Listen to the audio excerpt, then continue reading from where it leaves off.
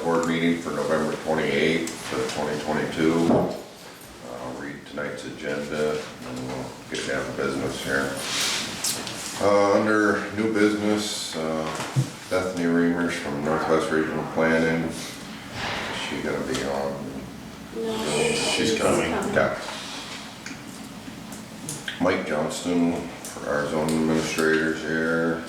From the fire department, we've got Rick and Raymond and Peter.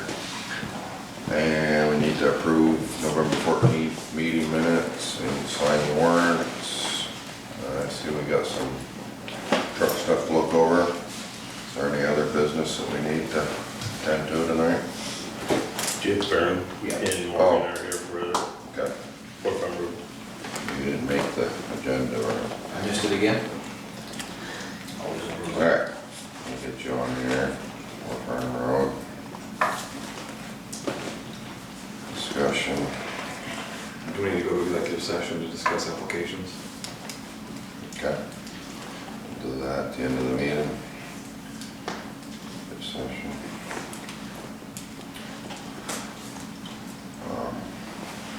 I see we have a dispatch contract. That needs to be settled pretty soon.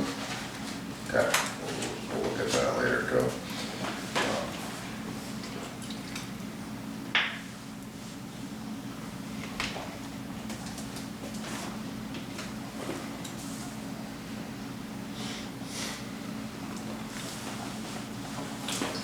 All right.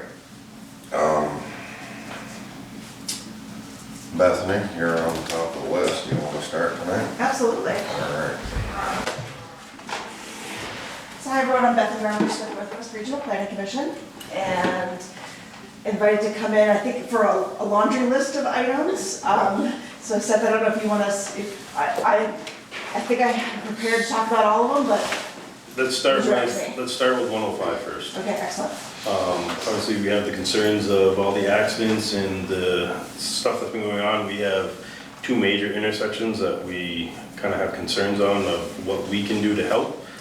So let's start there. Okay, sure. Yeah, so, 105, we've been concerned about it from regional planning, and the accidents have not escaped V-Trans as well. And so a couple weeks ago, our executive director reached out to V-Trans and was just like, what are we gonna do? And I think it was after a weekend where there were two crashes, like right in a row, one cleared and then another one happened. V-Trans has come back and they would like to do a road safety audit review on the corridor of 105, focusing on Gallagher's Corner, so the intersection St. Albans with 104, and then extending all the way to the Enosburg Class 1 Town Highway. And the road safety audit review, what they do is, it's a pretty, labor-intensive process for them. They bring a big team in of engineers, law enforcement, emergency response, and they, traffic and safety folks, and they try to take like an independent look at the area. A lot of times it's just an intersection, but in this case it's going to be a whole corridor with some tricky intersections in there. And then they come up with a written report of short, medium, long-term goals. So, I've been through this process in different parts of the region. I think it's good in that you get an independent view coming in, looking at the problem. But I think more importantly is that it elevates the issue within V-Trans, and there's an actual report that folks can look to. So we're still working on finding a date, but we would at minimum it's going to be a daytime meeting. At minimum, if there's anyone on the select board who can attend a daytime meeting, and the road foreman as well. And I do have the potential dates that we're doodling down, and I don't know, I'll just pass this to you, but if you could let me know, fairly soon this week of who is most likely on the select board could make a daytime meeting, and it's not the entire time. Right. We I could can do a daytime. Okay, excellent. So if you want to, I might be able to.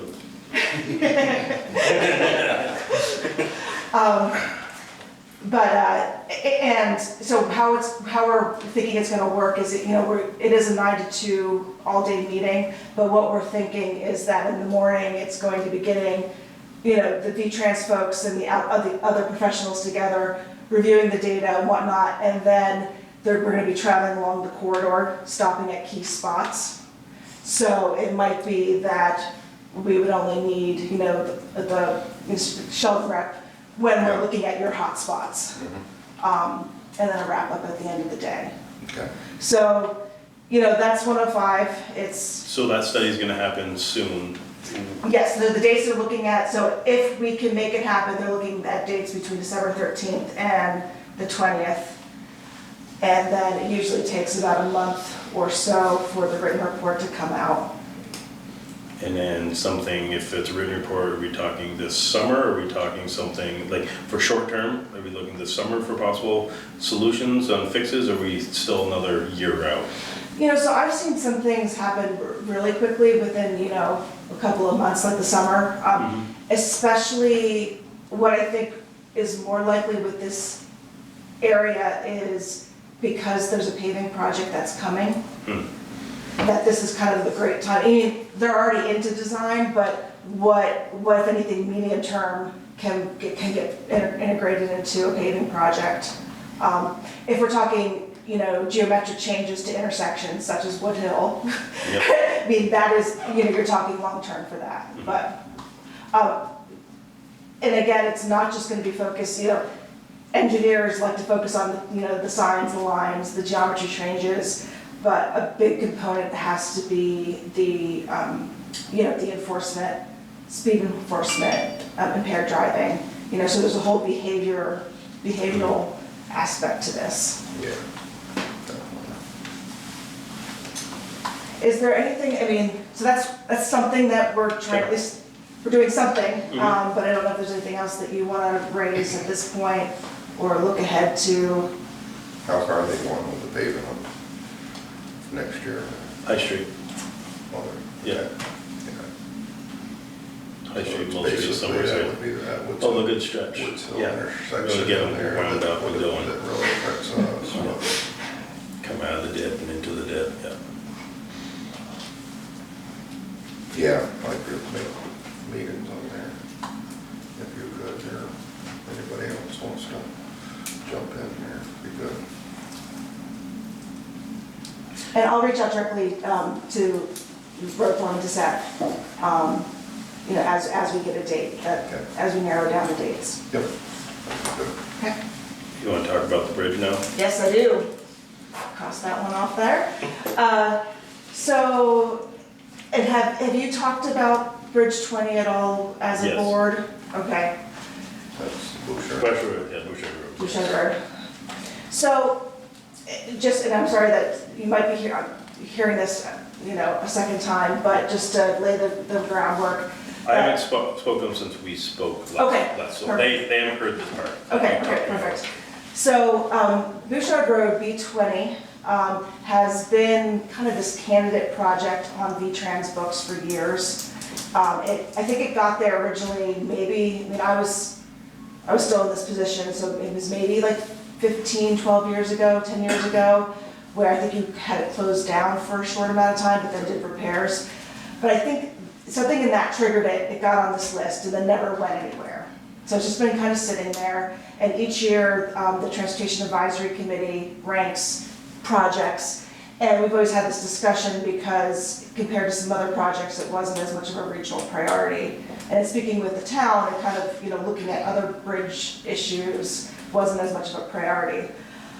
This past winter into the spring, V-Trans has gotten some one-time money for bridges from the feds that has to be used on bridges that are off of the federal aid system. So we're talking smaller town bridges.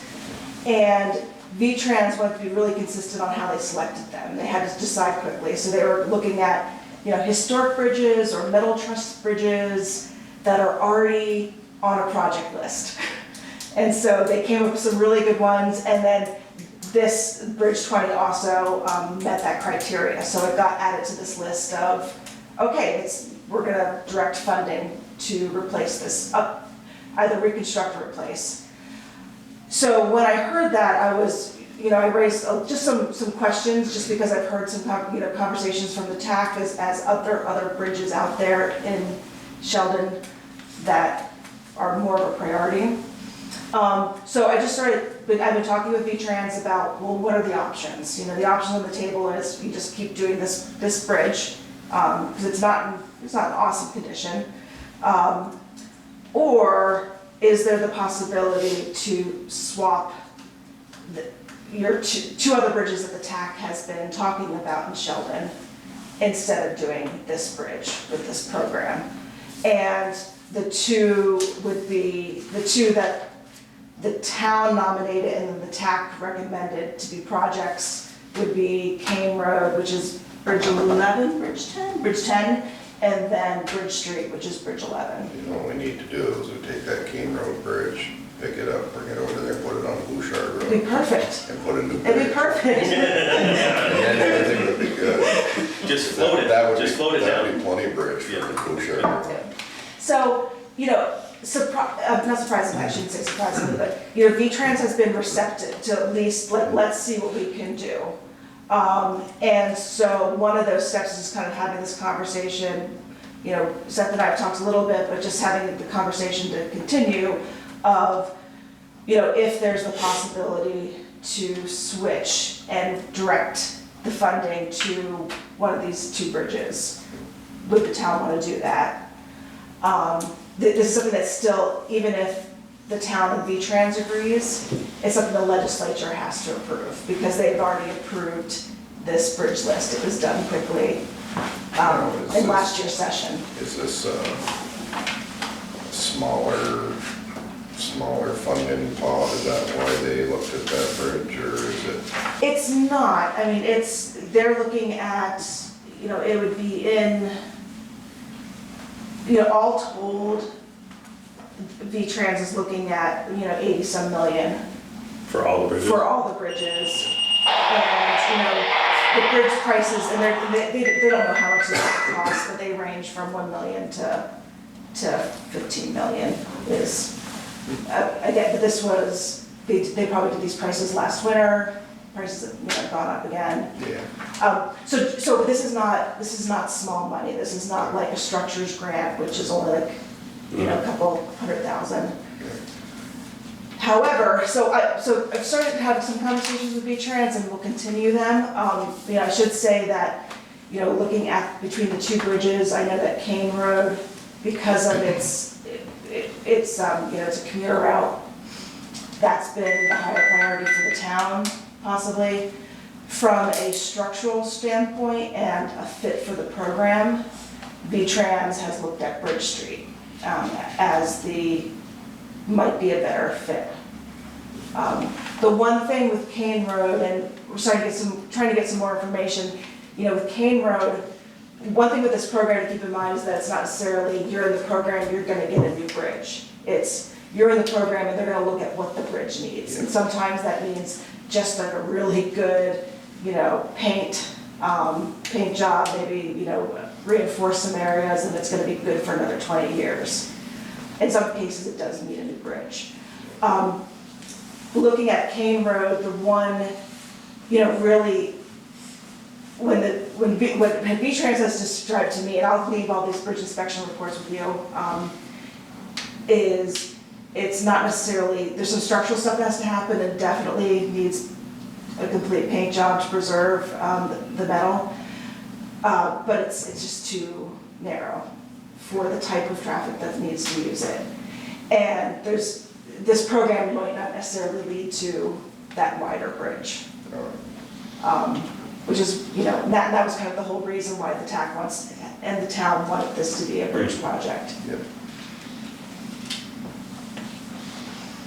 So I think, there's still more times to talk, but I'll be meeting again this week with V-Trans just to check in to see how things are going on their end. And so just trying to take the temperature of, is this something that you'd like me to continue exploring, this, swapping of the bridge? Okay.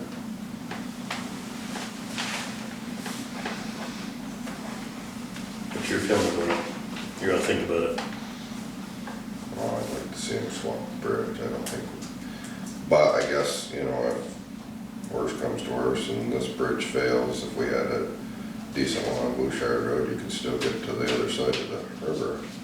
You know, that basically the King Road and down here on Bridge Street, you lose one or both of those bridges and you're cutting a lot of access into the, you know, the town of Sheldon. Yeah. You know, on this end of Sheldon.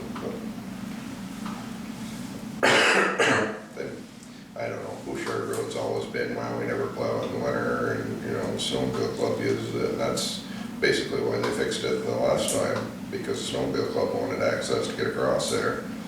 And, because we had kinda, well, it was before me, but I remember the discussions, it was kinda, well, we don't really need to keep that road open, but a lot of people use it now, you know, more and more use it in the summer. So, I'd like to see if they have money and they're throwing it at Sheldon. I don't want them to not do anything, you know? Yeah, and I don't know if that's on the If table. that's an option to do something with the Bouchard Road Bridge, and because they don't want to do something with the other bridges, well, you know, I'm not against that at all. Yeah, and I don't think that they're proposing stepping away completely. It's just a matter of, you know, you have to be realistic though, that is if they do one of these other bridges, you know, there's not gonna be, you know, there won't be another opportunity for Bouchard. I mean, as far as a major reconstruction.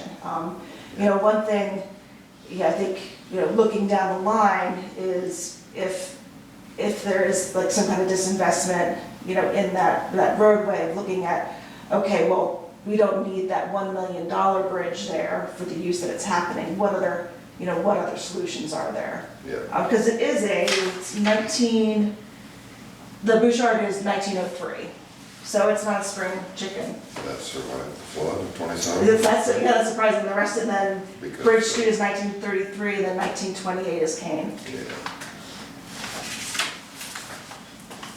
But they did a whole rework on that King Road Bridge back when I was 14 or 15, so yeah, 50 years ago or so. 45 years ago maybe. I won't say the year that's right on the reconstruction report.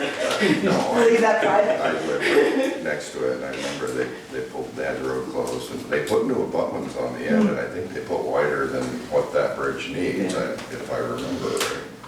So, it's got a good base there, just the bridge itself isn't wide enough to do what it needs to do, and there's rebar sticking out all over them. Yeah. The cement's breaking up, Yeah. and the paint's all flaking off. And I'll leave these photos with you. I mean, I took some photos, But printed offline. but- nowadays, with all the rules and regulations there, it's gonna cost you more to paint that bridge than it would be to tear it out of there and put a new one in.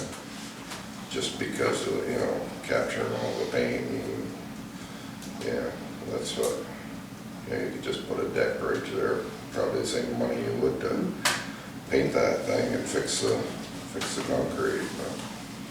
But anyway, yeah, no, that sounds like a good plan if you keep going and see what they'll do.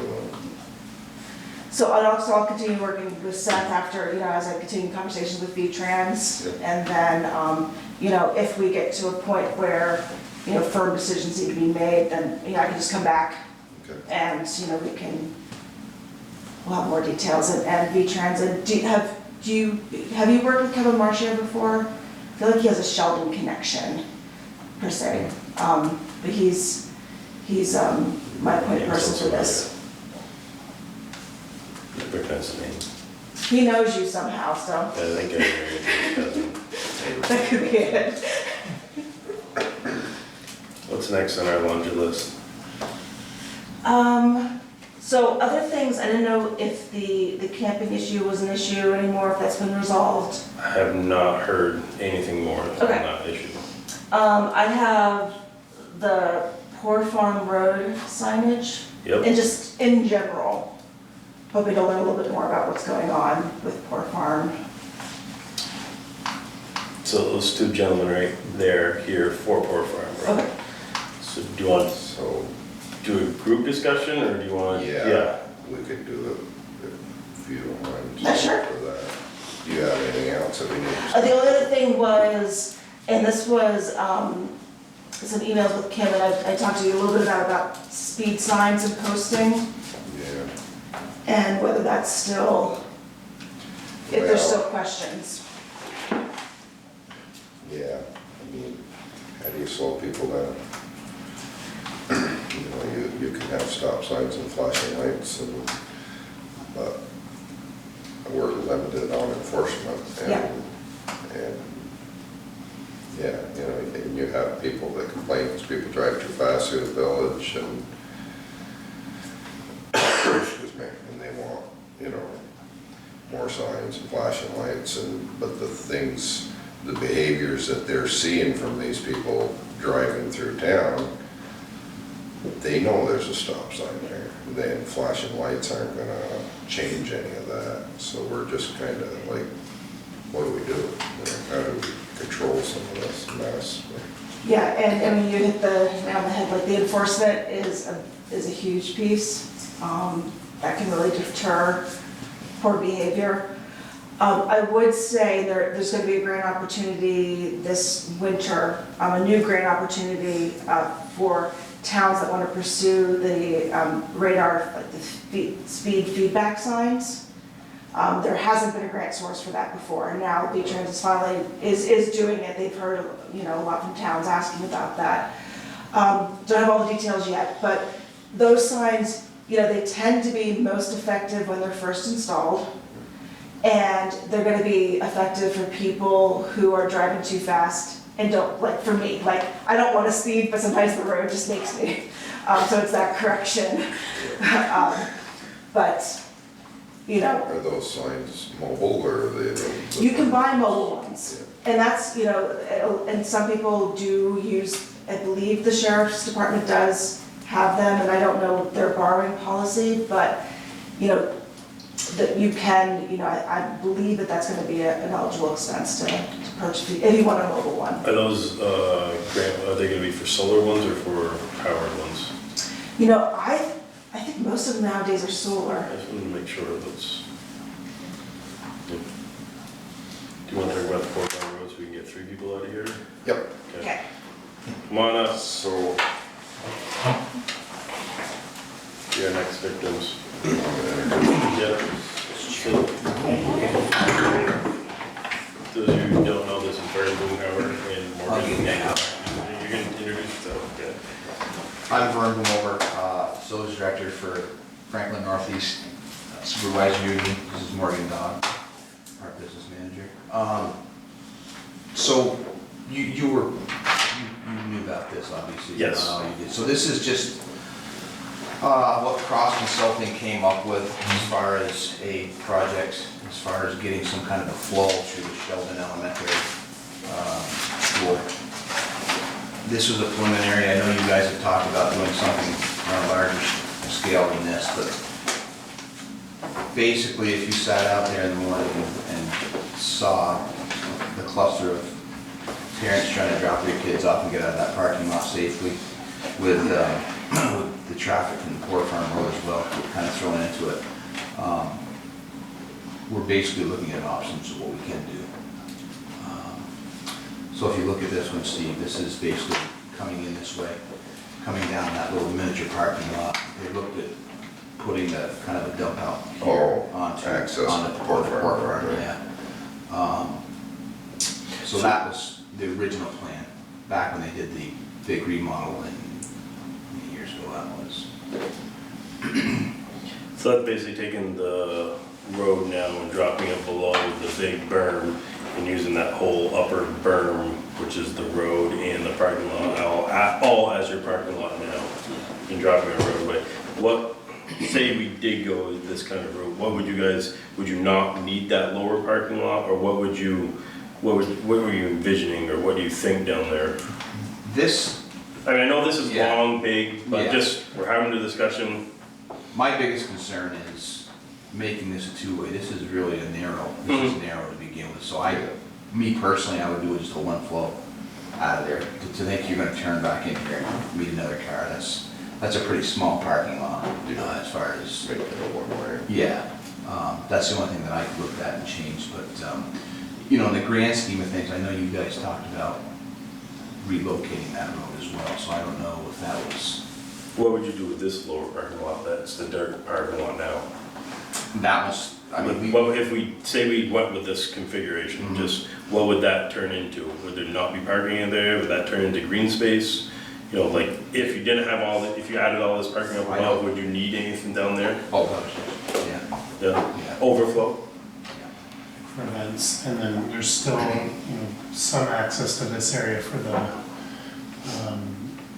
for educational programs during the day. We need to figure out. But during the day, it shouldn't affect every more evenings. For the parking. Even this design right here for what we've got, I don't know if that's gonna be too tight either. I was gonna say, so how's the traffic flow, work here? Because the big issue is at the end of the school day, when a bunch of parents are flooding in personal vehicles, and they're trying to get by buses, and the buses are lined up right here on this interior. Correct. And if you move Poor Farm, where are they turning around? Poor Farm's below the berm. Where does that flow of traffic go now? As far as the dumping, so right The people now, that are picking up their kids are gonna Yeah. come up here, and then they're gonna go down this one way and come back down to Or Poor Farm on the bottom. they can shoot straight out below those corners. Out there, because that's a dumping out too. But this is down the hill.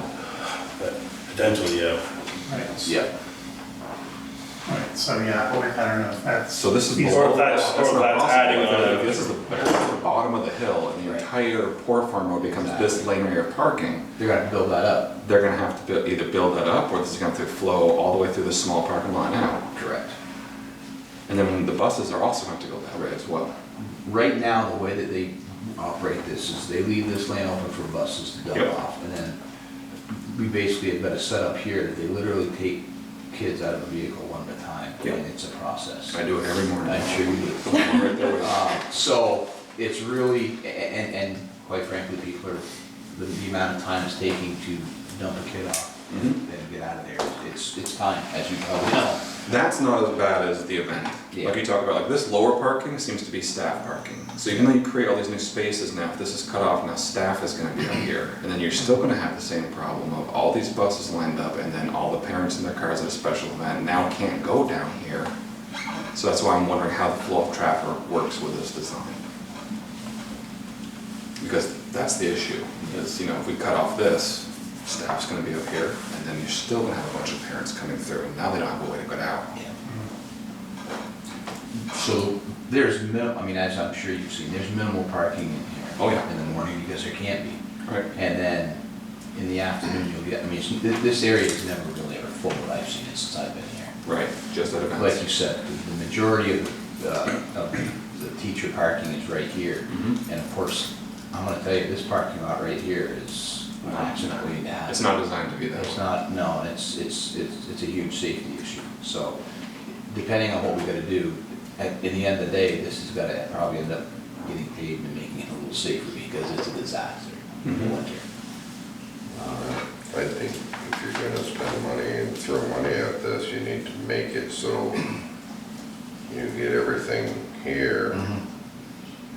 And we've looked at this before. We and talked it about was potentially with doing the something back here. Potentially moving Poor Farm Road, Yeah. going straight down through here and then making an access road off of here into and keeps the everyday traffic going through away from the school.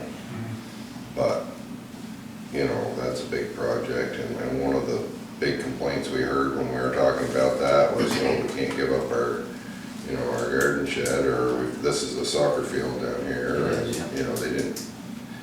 But all that, and if something of that scope was to go through, you would have to shut this access off. My understanding was you'd have to because the state would only let you have one access on 105, so you would shut this all off. And then you'd have that area there, I guess. But, I don't know, there's cheap ways to do it, and whether they work or not, you know, because like you said, there's only so much room there. Right. And it's still gonna be full, and if you don't get good traffic flow with it and bus flow, you just threw a bunch of money at something, you're still not happy with it, you know? Right, and I'm not sure that, I mean, again, this is something they, you know, designed, but I'm not even, it's an oddly shaped, it's the same thing. Yeah. We just did Bakersfield, school parking lot, and with the existing bins in it, and the thing looks, it's weird, it's not a perfect square, just like this, and it's hard, we sat there for hours trying to figure out how we were gonna get the maximum parking spots, and this is kind of the same thing. You know, Morgan and I looked at, you know, would it be an option to go all the way around the school, but there's really no good place to dump out below it. There's a playground back there. Yeah, exactly, you want all those cars going back there with all those kids, I mean, everything is set up. That's what I'm saying. Yeah. You know, if you could keep the road away from the, you know, where the buses are loading and unloading and where all the parents are dropping off. And, you know, when the school was built, that time it worked because, you know, Many kids, yeah. but it doesn't anymore. I was just super impressed, I mean, obviously this has built up a lot more since I was a kid, because I cannot believe the traffic that goes up and down that road in days. There's a lot of traffic out there.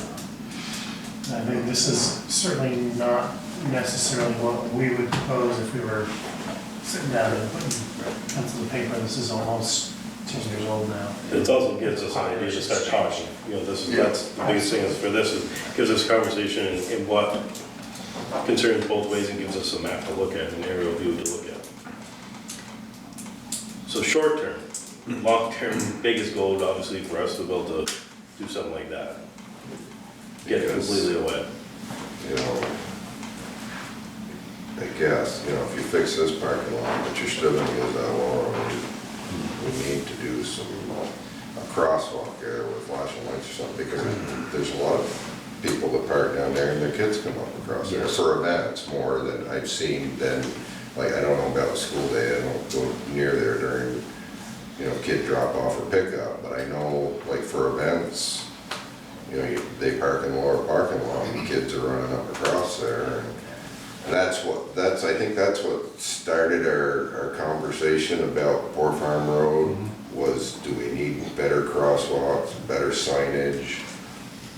Or what do we need? Because we have heard, you know, there's more traffic through there, you know, than there used to be. It was, you know, the school, and there's 4 or 5 houses up on the other end of the road, but it seems to be a steadier flow of traffic through there now, so we need to figure something out safety-wise here. You know, if all this hadn't popped up, you know, if we look, I mean, obviously, something was talked about earlier, we could have probably done something different here, but I mean, at this point, you've got a basketball court, a playground, and everything else. And I mean, me personally, when we first talked about this was totally, for me, anytime, you know, you got a preschool playground there, you got this playground, I mean, I don't know about you guys, but I wouldn't want any cars moving around those areas, so you'd have to definitely do something different there, but I don't know what the answer is. Like I said, we're just trying to brainstorm and try to see what we've got for options, and like you said, I mean, the short term, yeah, if we could dump out on this, put some signage, it slows people down, but like you said, that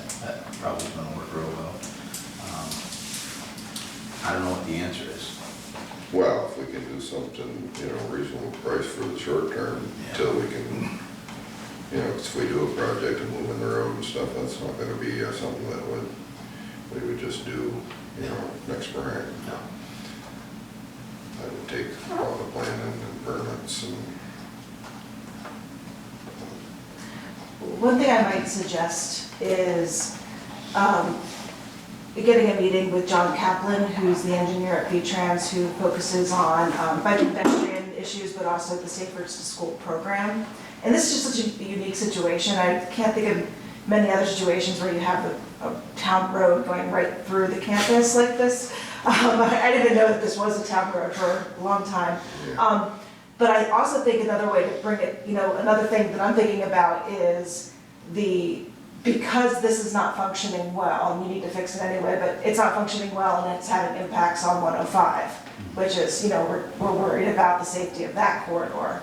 So I'm wondering if in the conversation of the road safety audit review, if this can be a side issue that at least gets identified as we have an issue with queuing on 105 because of the campus flow.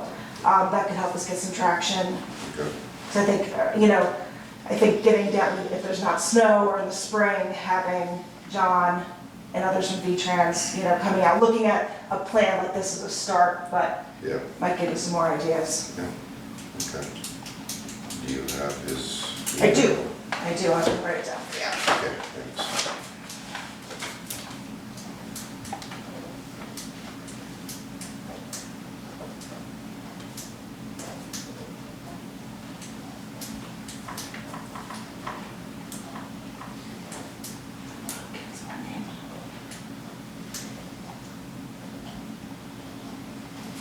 If you do reach out, if you want to CC me, Okay. then I can kind of amplify the message. All right, okay.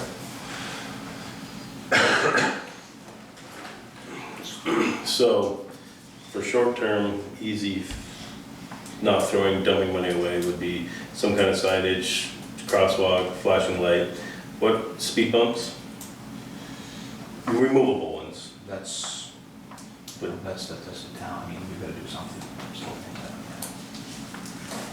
How hard is that for us, Bethany? Do we have to do any sort of additional studies or anything like that, or can we, For removable, so. yeah, for removable ones? Removable ones, I think the only thing, and I can look this up, I think you have to put an advisory speed when you go over a bump, just so people are not damaging their car.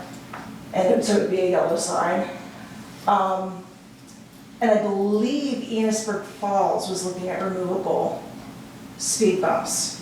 So Gary Denton might, and I can talk with him over catch our attack meeting, because I feel he's been researching it for Orchard Street. Is there currently on signs on that road all for speed or anything I think the speed, just a speed limit. Speed, just a speed limit sign, that's it. And is Yeah, it 25? So how does MVU, when you enter there, obviously that's different, 'cause it's straight to the parking lot, but those aren't removable. Are they? I think those No. are plowed? No. So what is the difference between how they're able to put those in there and still plow their driveways and stuff, able to do it, but still Because it's slow not down a the town, rate? it's not a town road. But there's still, I'm saying functionality, they can still plow it, they can still, No, that's an excellent question, because there are town roads that do have the speed bumps or speed tables, which are a little less abrupt. But I think it comes down to the plowing, and it's a great question, I don't know how the towns that do it are able to do it. Because they had removable ones for years down on Houghton Street. Yeah. Houghton Yeah, Park. just those ones they spike into the Yeah, asphalt. yeah, yeah. That's what I'm saying by removable ones, that they were there, Yep. just so that, whip by. But they always pick them up before snow season. That's what I'm saying, I mean, that could potentially help for 2/3 of the school year. Do you have a sense of when most of the speed issues are happening?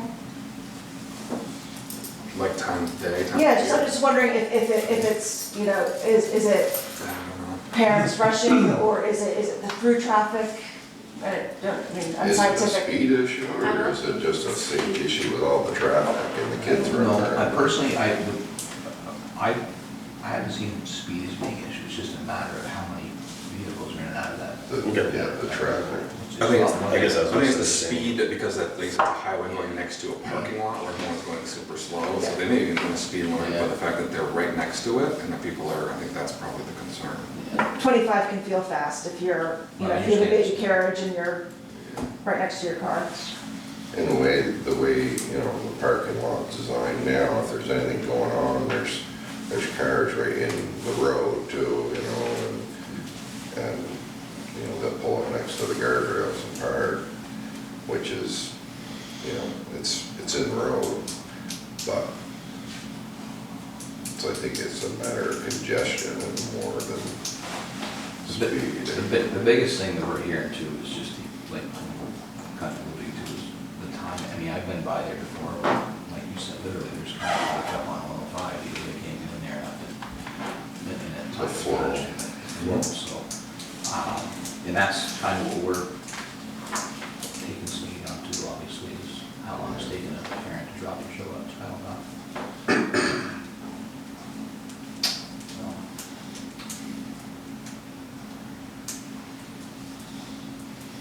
Yeah, that might be more of a design to get your, you know, a bus lane and a drop-off lane, and then, yeah.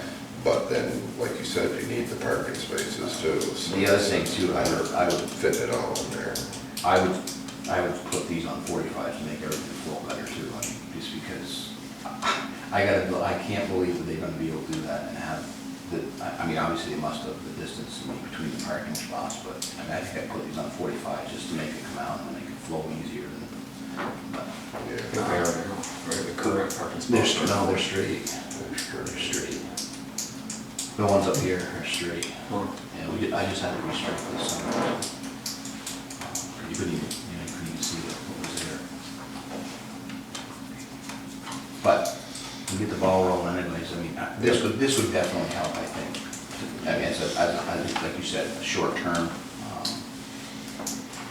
But like I said, what is, I mean, the long term, I mean, would you consider moving that road or down the road? I mean,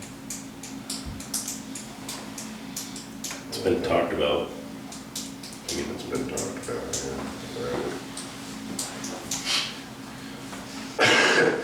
Me, I'd move it. But, you know, it's, yeah. I think you can reconfigure the way you got, you don't have enough room, you can come up with 10 different designs and you still don't have enough room. No. But if you go like that, you have a lot of room. Yeah, I mean, that's, but then it's a matter of, you know, the school owns the land here and here, where the town owns the land over here, and so it would have to be some land swap in there or something, you know, to get, or some right of ways or something to get a, you know, to actually move the road, and then you gotta deal with the state to move the access onto 105, and, you know, so it'd be a big project, but I it, can't believe land swap or location of the soccer field are gonna do things that sink something like this. Those seem like they're pretty solvable problems. Yeah, that's not the only soccer field that they have. They have so, That we can figure out. So you can't put a second access on the 105, it's gonna be moving it? no, Is that my just 'cause understanding, they're too close? they said you'd have to give up one to put a new one in. You know, That was when we talked 4 or 5 years ago, but. yeah, and that usually is the answer. You know, I think it's worth at least, you know, discussing within the context of the 105 issue and queuing and, you know, the town wanting to do, town and school district wanting to do something here. Yeah. But I think it would be really difficult. You know? But if we've got discussions coming up here right off, that might be a time to start putting bug in people's ears too. And get some connections there, and Bethany's got connections, and so we can get started. Cut over and keep most of that road. Yeah. Use all that for your queue. Yeah, Make and it one that'd be way. another option too, leave the access where it is, but then turn the road. turn that road and come around by your lower parking lot or something, and then right back up and hook back onto it right up here just past the school. You know, and it would have to be, you know, that might be the easier way, and then you could make this a one-way access into the school parking lot, and the school had a one-way in and one-way out, you know, back out that way, and that could, you guys could get your flow, you know, in and out, and it really wouldn't affect the landowners and homeowners past here that much, and it'd be a lot safer for everybody to keep them out of that, because if you turned it and brought it up in here somewhere, you'd have this space that you're using now for parking lot, you might take some landscaping or whatever, but you could, you know, you'd have more more space there. Where's the property line on the back? And with that bank and how it's built up, keep the road down below it too, so it should be I'm not sure safer how to do for. that. But if you're going all the way over there, you might as well, you know, I mean, if you're going almost there and you're 20 feet away, 30 feet away, And then you got that sugar house to put in the, Yeah. so there's gonna be certain times of the year, that's gonna be, there's gonna be kids. but again, then you're, at least your road's away from it, you're only crossing it, you're not crossing Right. 35 feet of it, or 40 feet, or. That sure got to get picked up and moved. You ain't kidding. You know, there's things that can be easily. Yes. Easier than, you know, the school can be moved, No, the road can be, you know, the parking lots, they're not gonna get any smaller unless you end up with less teachers or they all start carpooling in one van or something, but and parents are gonna keep bringing their kids to school, so you're gonna have that traffic, that's not going away, you know, so we need to come up with something that, because when the school was built at that time, you know, that parking lot was big enough, I guess, you know, the teachers used to park down here and that was it, you know, the buses pulled up, kids got on, and off they went, but times change, days of kids riding the bus or. you know, that's what I say, you know, times change and things are different. And, you know, and the functions, like you said, you know, the games and the concerts and all that stuff brings, you know, I've seen them parked out here Yeah.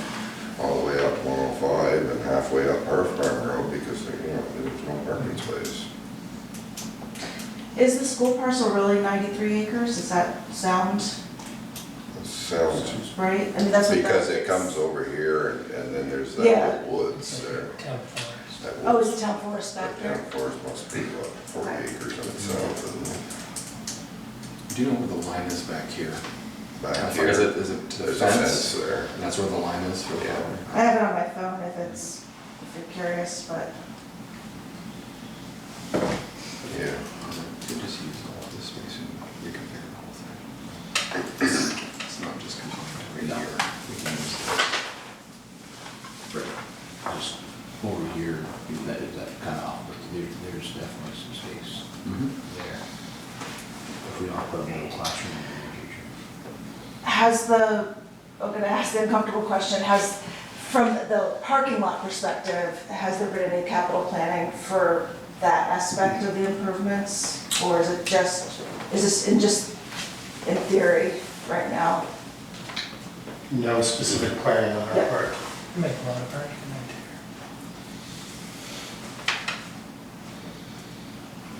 there. Just having a straight road, an entrance that we dump in and have that all turned into parking. Like in the sporting events too, a lot of people park on 105. If we're having the people from 105 come and look at it, have everybody come in and then turn that all into parking. Are you talking about where that existing playground is right now? No, No, it's just. it'd be where the existing road is. Okay. Just if we set a new access point, turn everything in between into a parking lot and have where teachers and staff could turn off to the right Yeah. and park, or you could turn off to the left with school buses and loop through the old parking area. Sure. So it'd give you, and it'd make you kind of a circle, because you could exit up above Yeah. where you want to exit now. Just be adding another driveway Yeah. in, and kind of make a circle for you.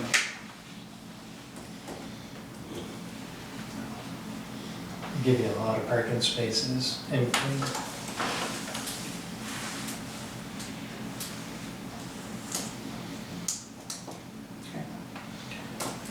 So short-term wants, just some additional signage, basically? Is that what you want? I think, yeah. Speed will slow down a little bit, just be aware. At this point, speed bumps won't be till spring if we do that. Yeah, so it's not gonna make sense putting on now. So, okay.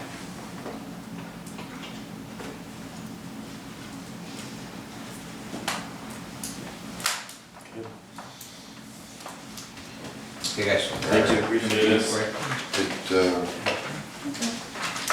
the generator stuff all figured out there, you maintaining that now? So Pretty much all of them, yeah. Okay. Oh, Just yeah. put a transfer switch in the one in Birch here, they had a Yeah. one up there. That's all. Doesn't do us much good with that transfer switch unless you take care That's all of that. taken care of. As far as I know, but I'll check with agent tomorrow, but I'll follow him. Basically what we're doing is they're Kinda really got- responsible It for kinda it. got forgotten there, Yeah. it's in, and for a few years it was taken care of, and then it kinda got forgotten for a while. Yeah. We just put a fence around it. We're gonna try to do something more permanent. Yeah. Right now it's a snow fence.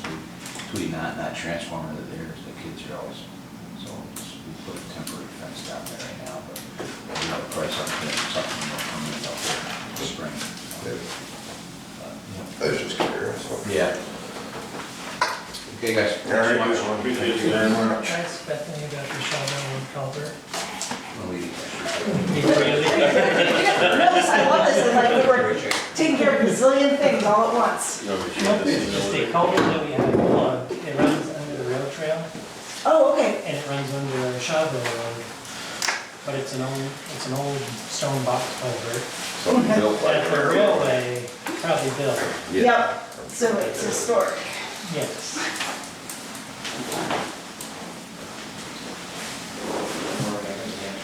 I think it is in our inventory though, definitely. Really? Okay.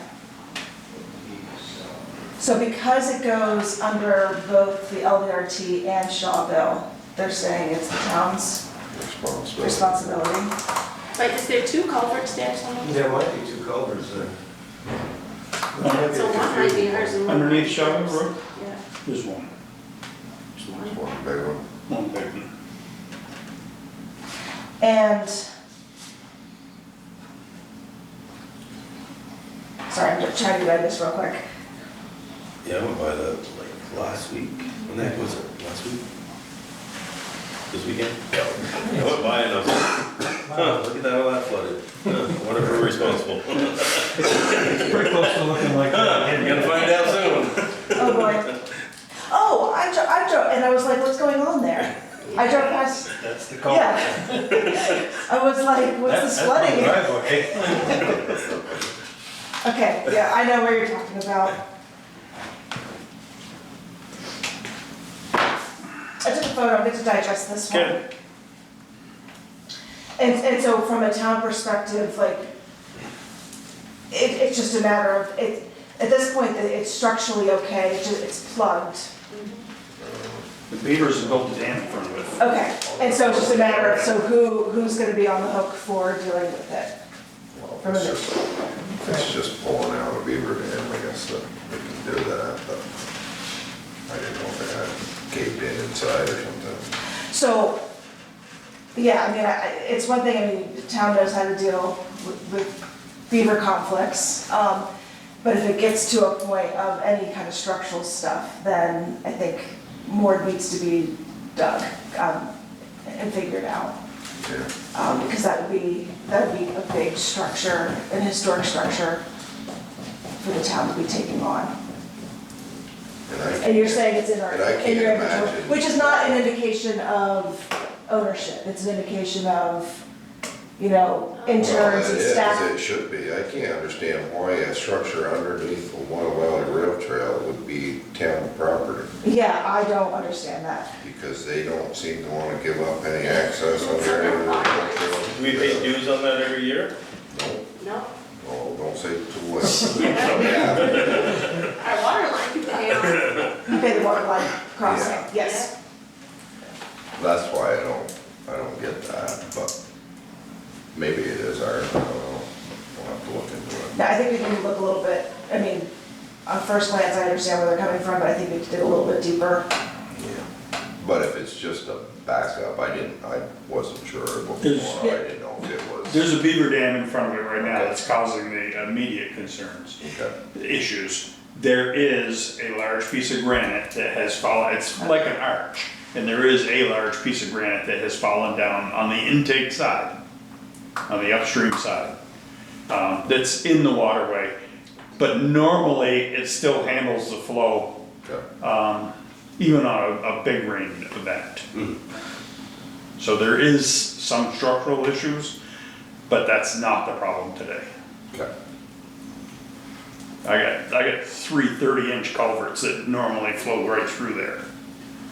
go under my driveway that normally, I've seen them whirlpooling. But that usually takes that water. So one thing, one part of me is like, it's much easier for the town to deal with the beaver issue, we know how to do it.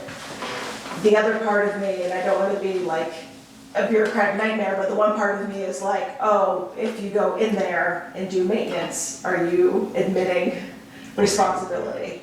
But I do feel like there's more, like, there has to be, because this needs to get taken care of now. We can't have a winter time dealing with this and backing up onto the road and everything else.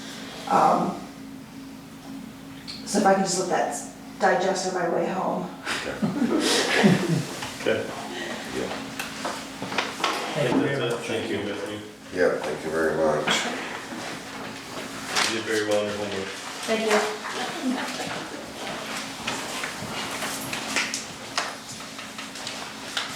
Alright. Mike, you're next on the list. What do you got for us? You guys don't mind waiting a few more minutes, Dad? I mean, I should be pretty quick. Okay. I had my first potential violation complaint come up here in Sheldon. I won't get into too many specifics on the record. My initial investigation, I went out to the alleged site on the 18th, Friday the 18th. There's no violation that I could see. There was, I think that was the most accumulation of snow that we've had this year, so I couldn't see any alleged violation. The alleged violation was junk. I couldn't see any from the roadway. So at this time, my initial thoughts is that there might not be a violation. I plan to probably follow up this Friday if we don't get any snow this week. To double check, make sure my initial site and interpretation was correct. At which time I can come back and brief you on what I find after that. At the time of the complaint, there was other complaints mentioned that is far beyond the jurisdiction of zoning, that I can brief you on if you want me to stay for executive session, or if you want I can type up a brief of what they told me. It's way beyond anything within my purview, so. That's how it all started. They were looking for some type of avenue, and I guess this issue has been ongoing for a little while. So they did talk about the junk, which does fall under my jurisdiction, so I did the site visit. Like I said, I'm gonna do another site visit this week just to see if maybe it was hidden under snow. But the way that the bylaws were in is I would have to be able to see it from the right of way for it to be a actionable violation on my part. So that's where it stands currently. And if there's any want, I can type up a report or write up for you. I know that's like what Highgate likes me to do, like a whole timeline of it. You probably should have something on file in case it comes back up again, and then you can, pull us out. I went out and investigated on this date and found it not to be out of compliance or whatever, and just so you've got some sort of written record. And then just for opening that communication, is this something that the select board would like me to do if and when any more violations come up? Just keep the select board in the loop? Yeah, you don't have to come to the meeting per se, if it's just something, some sort of note from the office that you've had some violations or whatever, and permit stuff's going good though. Yeah, so everything's going good. Looks like we're on track to beat last year. I think we broke 40 permits for the year, so pretty good year for Sheldon. I haven't heard any complaints about me, so I guess that's good. Have you been a year now? How long? I started 2 years? almost Is 2 it 2 years, years? a year and 8 months, I think. I've been at NRPC for like 3 years now, which is crazy, so. How you liking bouncing back between the two towns? It's good. Sheldon gives me a little kind of decompression. I like working my Fridays here in Sheldon. It's good. The added position for the planning commission has been going good. They're on a set schedule. Working on getting some grant opportunities coming up. We got NRPC coming to the next meeting next Tuesday, so getting that good. DRB's operating good. Yeah, permits are going good. I think people know when I'm in the office, so usually there's not too much of waiting if they're trying to get a hold of me. And if there's any type of emergency, Kim knows how to get a hold of me quickly, so. I like it. It's going good for me, so. Good. Works good for us too. Appreciate you being here. Happy to be here. Thank you. All right, thank you. Yeah, good night. You too. See you Friday. All right, gentlemen, kept you waiting long enough.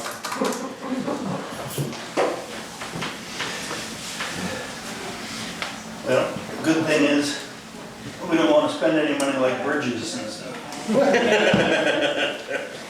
But I recall I recall you got a fire truck on top. a rendition of, the Port Farm Road being straightened with a fire station on it. Yeah, well, that's when we talked about it. Yep.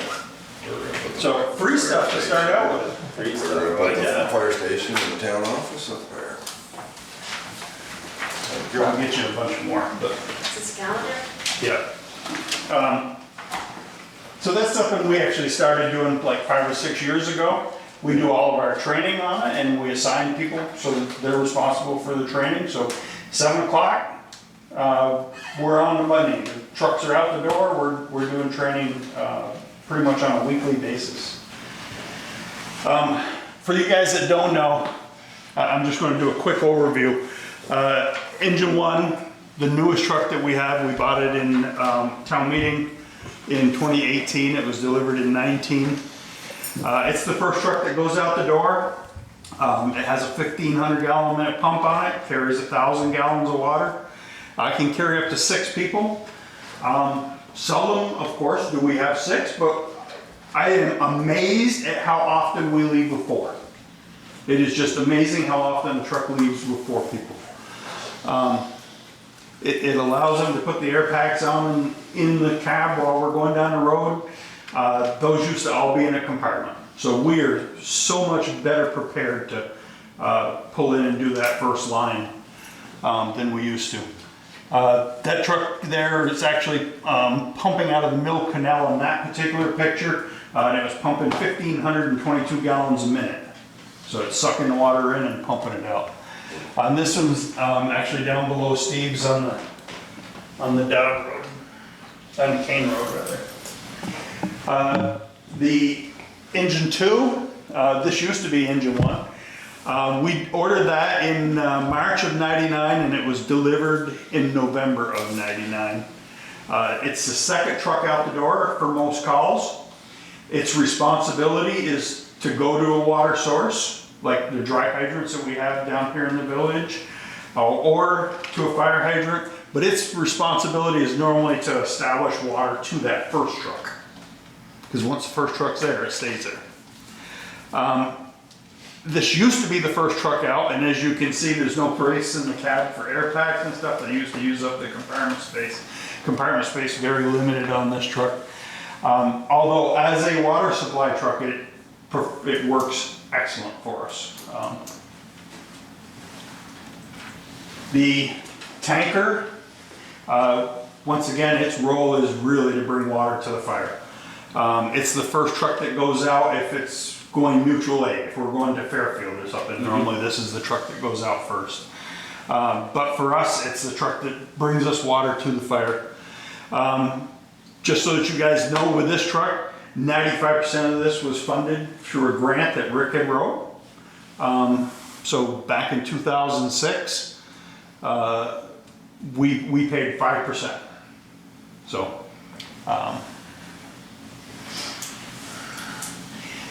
So when we look at all of our trucks, the newest truck's 3 years old. We have a life expectancy that we anticipate will be around for 25 years. The average age of our fleet today is 13.6, average age. So engine 2 is currently 22 years old and the tanker is 16 years old.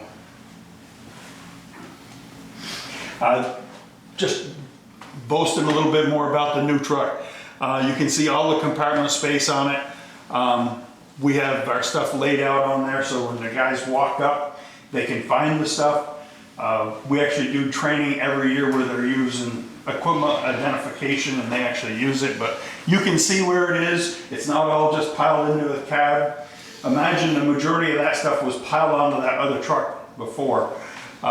You didn't know where anything was because it was just, the compartments were so full. We did not before, but the bottom left picture is engine 1. It actually has the jaws of life on it. So you guys were talking tonight about the accidents. Since September 13th of last year, we have responded to 11 fatal car accidents in the town of Sheldon.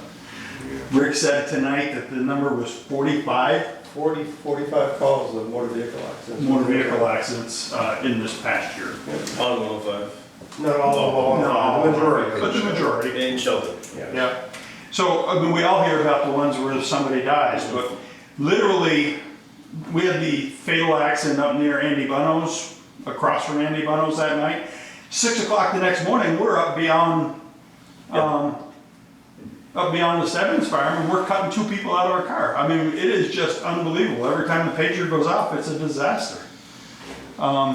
We have cut more people out of cars this year than I did in the majority of my career as a full-time fireman. It's just crazy. This truck has worked out outstanding for us. The guys are very, very proud of it, take very good care of it. Just kind of a collage of different pictures of training for this and this past year. The top left, we actually were doing some work with Enosburg and using their ladder truck. The guys in the middle picture are doing work with Amcare, cutting people out of cars. The top right picture, we had a grant that we received to replace those fire hydrants, and we had to test them as part of that. We're doing that there. Just a number of different pictures of the guys doing training. The one here with the airbags, we did that training and then literally had a guy stuck underneath the car that here in town. So our guys are real active. We are there every Thursday night, just about every Thursday night. And we normally, if a tone went out right now, we put 15 guys, and I shouldn't say guys, 15 folks out in the street. You guys know how hard it is to get a quorum for a meeting once a week. We're doing that 3 times a week, and in a moment's notice, putting 12, 15 guys out. During the daytime right now, I don't even know where they come from, but we're seeing 8, 10 folks on a daytime call. So we're pretty fortunate that we're able to do that. What is your total number right now? I'm sorry? What is your total number right now? Just about 20. 20. Yeah. So just a little bit of information, because we know that 20-year-old truck isn't going to be around forever, 22-year-old truck. This year, the industry, fire truck industry, has seen about a 35% price increase. It's taking a long time to get stuff. And this is actually from the vendor that all of our trucks have actually come from. And they're saying that their vendors are telling them, take it or leave it. That it's not going to get better.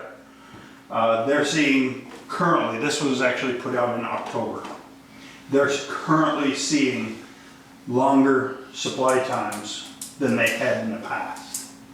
And you never know what it's going to be next week. I mean, one week they say it's a wire and harness, the next week you can't get an axle. So to order an international today, and I know you guys are talking about trucks, it's taking longer than it did 2 years ago. Okay, so we know things aren't going to get better there. Our next capital replacement. We anticipate that in 2 years, that truck's gonna cost around $500,000. The fire station, currently, we're paying $30,222. That'll be paid off in 2024. The engine, $50,820. That'll be paid off in 26, in April of 26. So that'll be, we collect taxes in November. We'll pay that off right after that. It's taken over 2 years to get a truck today. So we anticipate, we would like to think that we would present a truck at town meeting or whatever. Probably it'd have to be next year. Not this March, but next year. Hopefully for delivery sometime in after 2025. So we would never have overlapping payments. But our point in bringing this to you is the $30,220 from the fire station, that needs to stay with the fire department as a capital into that equipment fund for it to work in 2 years. We think it'll work in 6 years. We think it'll work when it's time to replace the tanker after that. But it certainly can't go away now. So I'm not asking for any more. I'm just asking for what we got today.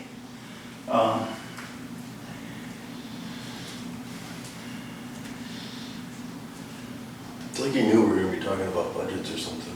You know, it's funny how that works. We have our numbers. It's that time of year. Have you guys started doing any budgeting at all? Yep, Got it. we have it for tonight.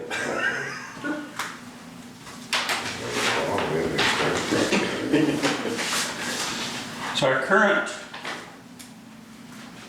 budget, we're in good shape. We should be at this time of the year about 91% expended, and we're pretty close.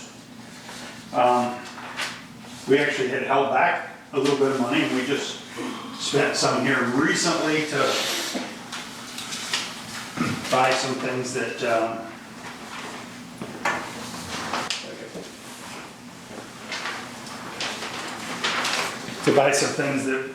we should have been buying before, but we held. So, all we're asking for this coming year is on the items that we see fluctuations in, the consumer price index for the Northeast for October to October was 7.2%. So we're asking for that 7.2% on the items that do not change. Like the equipment fund, we're not asking for an additional fund for that. The stipend, we're not asking for a fund for that.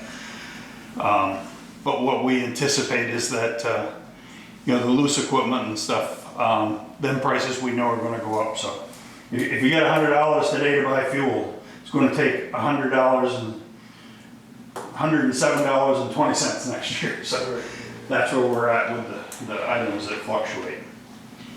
So overall, this budget that you had last year has kept your equipment up to where you want it to be. You guys are at the level, you're not having to cut on something to keep. So I made some notes on the back. That's all right, I'm just curious. I think we're where we need to be. I mean, and we've had this discussion. Our turnout gear, we had guys in bunker gear, coats and pants that were bought in 2000. I mean, it was used up. It was pretty ratty. Over the last 2 years, we have replaced most of that. We have some new members that have come on. And we say they have to be there a year before we'll spend any money on them. They're coming up on their years, and one of them's in gear that's a different color than everybody else, and it actually says St. Albans Fire Department on the back of it.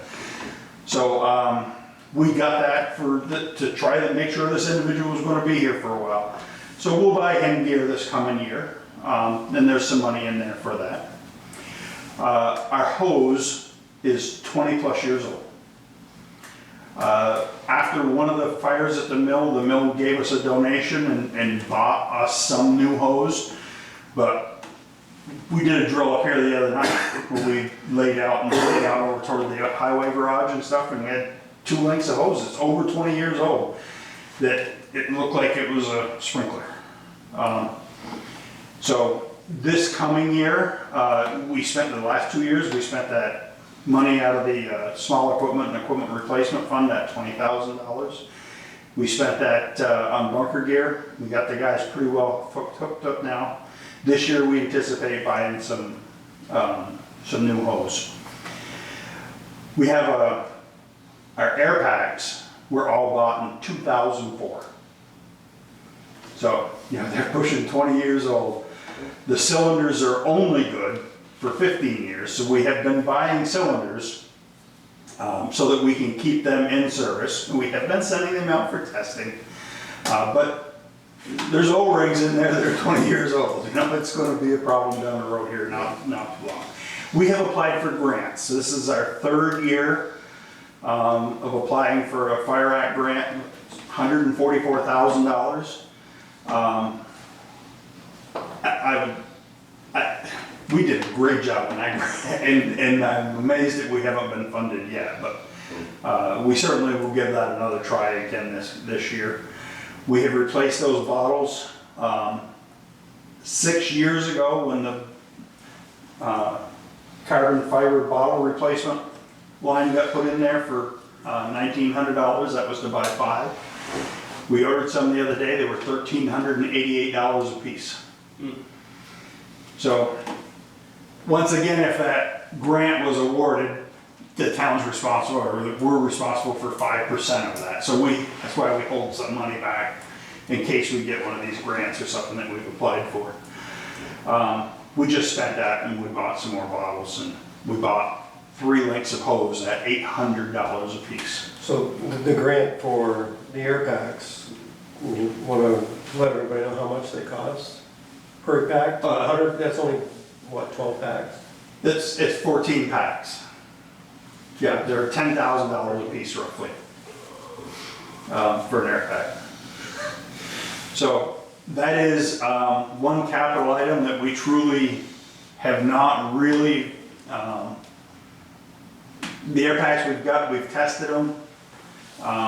They're old, they should be replaced, but the grant, we think we're still a good candidate for the grant. There's still some money to be handed out this year, and the grant cycle will start again right off next year.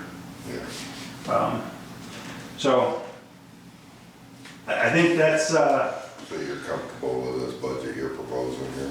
You think it'll be Yeah. everything up to date? Yeah, we think it puts us in a good place. We'll continue buying some hose. Hopefully next year we'll start, our jaws of life are obsolete. We have them serviced each year. They're obsolete. And the guy says, nobody's using their jaws as much as you guys are. He's coming from Connecticut. And he's going, these things do more work, and they have the hours on them. He goes, these things do more work than any of the ones I see. And they're all, nobody's using that kind of, everybody's using battery powered stuff now. I mean, it uses a DeWalt battery, quite honestly. You know, they're much lighter, they're much more portable. Ours are all hooked with hydraulics to the truck. But One of those new ones. they're very cheap today. Yeah, what are they? $30,000 For one single? for one set of spreaders and one cutter. So the ones that we have on the engine are hydraulic. We bought them used for $2,000. Yeah. Well, if everyone's getting rid of them, we should probably buy a few of those old hydraulic ones up, and then you can have a couple sets. Well, because the old hydraulic ones are so, Yeah. we actually have 3 sets. The little rescue truck, but there's times we use 2. And the third one is totally portable. You would actually carry the pump down over the bank if you had to, if you couldn't get there with hoses. Fortunately, their cars aren't going that far off the road. Yeah, you They can. yourself up now. But So, any questions or concerns? Thank you, Raymond. Thank you. I wonder with D-Train is coming out through, checking 105, if maybe we would get more grants by saying kind of where we are and the accidents that we see. I think, I'd like to be part of that discussion if possible, or whenever that they do this study, because what we see and what we know happen at these scenes, like particularly Woods Hill Road, it'd be nice to be at the table anyway, or at least Yeah, I have was some gonna say, you've input. got some good insight on that. You know, I hear about the accidents and Right. stuff, see a few of them out my door, but. If you can let us know, we'll send someone or to try to be there for that, or be there for that, for Yeah. sure. I wonder if we want to mention too, like the King Road intersection and Yeah. 78 intersections are real bad. Yeah, We actually don't go to 78, As they much won't as fight we as should. much as you would think. But they are normally pretty dramatic crashes when they're there. They're high-speed crashes. The two that I talked to Bethany were Woods Hill and near his place. Those are the two that were more of the higher, Oh, Yeah. no pun intended, but higher accident rate. yeah. In your stipends, you feel you're good? You're having enough to be able to cover people coming and you're paying them enough to get them there and stuff like that? We work out a fair way of distributing the money, based on the more you show up, the more you produce, the more you're gonna get, basically, at the end of the year, but, roughly, I think this year when I did the calculations, up till the end of November, we're paying individuals like $19 an hour for everything that they go through. Everything's considered an hour. I mean, even though calls, we spend sometimes 4 hours there, like when 105 was shut down for the telephone pole there a few weeks back. Accidents and so forth, an hour, even though when it's a fatality, we're there for about 4 hours each accident. So, could it be more? Sure, it could be more. We realize that we want to keep the cost down. People are in it because they want to be there, they want to help. It's nice, obviously, because we plan to have the money right around Christmas. So people, you know, they don't have a lot of money, and it makes them happy. It gives them a little extra to, you know, supply for Yeah, Christmas. I don't think, they aren't there for the money. Yeah, I don't know, I'm just asking the question. They're not there for the But, stipend, but it's a nice. I mean, like I gesture. said, we have guys that are going to, between training and stuff, they're spending, you know, they're there 60 times a year. Right. Yeah. Between calls and, they're there 60 times a year. If More you- than that, actually. Well, I'm thinking 30 and 30, you know, 30 for training and 30 for calls, because you don't make all of them. Right. You do, but, You know, if you've got decent equipment, and that keeps the morale up and keeps, you know, guys that willing to come back, and we, it is a nice gesture. to I give mean, them we've been doing something. more. We've been doing more help, well, like with Enosburg fighting fires, or helping, you know, Enosburg and other towns. I mean, we're centrally located in Sheldon. Yeah, I think a big part, thanks to Ray here and his insight and how he likes to train our individuals, because it's more of a common sense approach than the book approach to doing things, and it's been a great asset to us and helping with that morale, and we're actually utilized more externally to the town of Sheldon, a little more so than we have been yeah, in the past, which is good. yeah. Tiring, but good. well, I mean, the guys they're proud of what they're doing, Right. and they should be. And yeah, I mean, we've been to a lot of fires in Enosburg this year, and we're inside crews working. Right. Sometimes we were the first inside crews working, because there was a lot to do, and that was the role that we played. But yeah, our guys have shined. Very much so. Good to hear. So we like to make everybody know that. And it's not free. We have spent more, our repair bills, vehicle maintenance is higher than it used to be. we actually bring a person in, they come in and they service the chassis right there. They are what's called that person is an emergency vehicle technician. That's what he does, is works on fire trucks. And we're actually bringing him up from White River. But we brought the trucks up to Valancourt's for state inspection about a month ago. And Jamie last year said it, and this year again, said this is the finest fleet of vehicles that I see. So this is everything's greased, brakes are where they should be. And it's cheaper this year than it was last year because he's fixed so many things. And we don't, for the most part, have breakdowns. I mean, when there's a fire, our stuff works. Well, that's what you need. Yeah, that wasn't always the It isn't case. much good if you can't get it out of the garage. Yeah, that's not the time to find that it don't work. And for the most part, our stuff is in good shape and it How's works. the building holding up down there? Everything's good?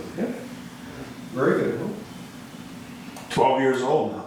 I know. I was around when we built it. We talk about the new station and the new trucks, and there's nothing new in them. Yeah. But There's no questions, I mean, are you guys good with the budget? Any concerns with that? I mean, can we, I have no concerns. I mean, I thought your increases would have to be higher with the way prices are going, but if you guys, that's why I keep asking, you guys comfortable with the way the state your payments in and everything? And, yeah, I mean, I mean, we draw them everybody from Kim, we knows- draw them from Kim, and we work these numbers all the time, so. Yeah, you know, and everybody knows what what's going on out there right Yeah. now. Stuff, it's hard to get, and it's expensive, and Yeah, so, if somebody handed me more, But, we could you find a know, place to spend it. like you said, with the better maintenance, and, you're not having those emergency breakdowns that, it's hard to get things, you break down, well, yeah, I can get your part in 2 weeks, Right. that doesn't work for everybody. Right. So, if you keep everything going and keep on top of it, Yeah. you're a lot better off in the long run, I believe. Well, we certainly wanted to share too that, we see that the capital has to increase. We think that it's there.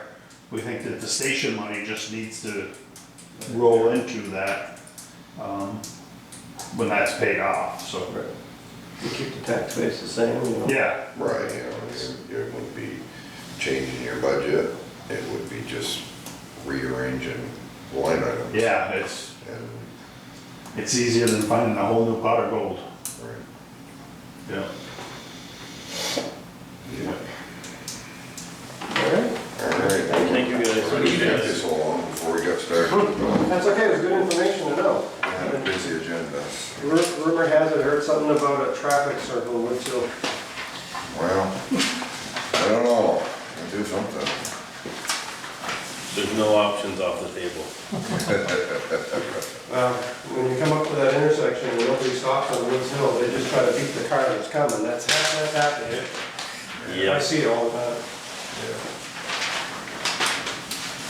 It is, It's behavior. amazing.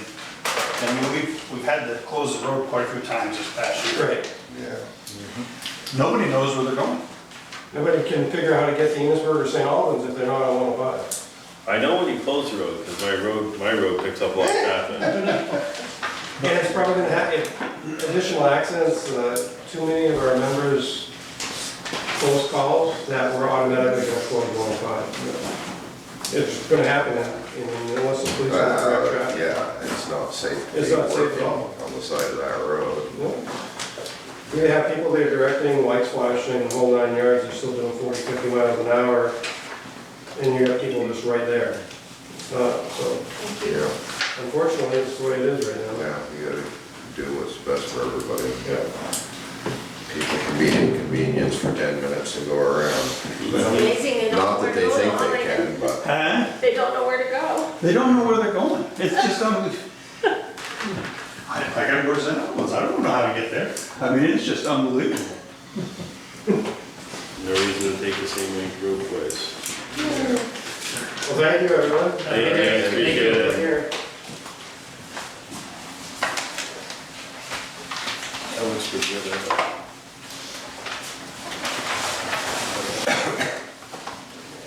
All right.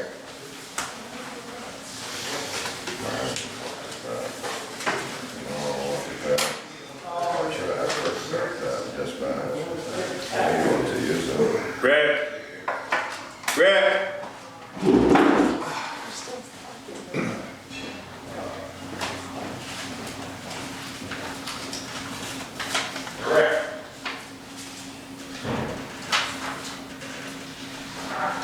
Amazing how so many things just keep turning into each, they're all intertwined tonight.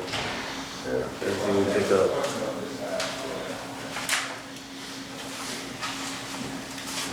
Just saying they want 1 year, it's a slight increase. We're looking at the dispatch contract. Yeah. I haven't seen it, so I don't know. You haven't seen it? No. Yeah, we're just. If you want to read that, it's the 1 year contract there. Basic, I mean, it's our only option basically, isn't it? There are other options out there, I hear. I'm not, I don't necessarily support them, but. The other ones you don't necessarily support? Right, I mean, I don't know much about it, so I mean, it's basically in the world of radio communications now, basically anybody that is a dispatcher could be doing this, i.e., like, I think Oliver is dispatched from Middlebury, something like that. So it's all over the internet, so it could be done over the internet. You could contract out with that, someone else. But I'm happy with what we have for central dispatch. We have the new radio communications and it works fantastic for us. Okay, that's, I just wanted to make sure. I hadn't heard any complaints about it, but I just wanted to make sure. Yeah. I mean, other towns have issues, but other towns are refusing to put money into their communications on their side versus dispatch. Because you guys used to have some issues before you upgraded your, Oh, big time, yeah. Yeah. Very much so. A 5% increase in but that. you're good. Yeah, Okay. we anticipated a 7.2. Right. All right, thank you. I'm sorry to drag you back in here. No problem. Thank We you. just wanted to make sure everything was good. Yep.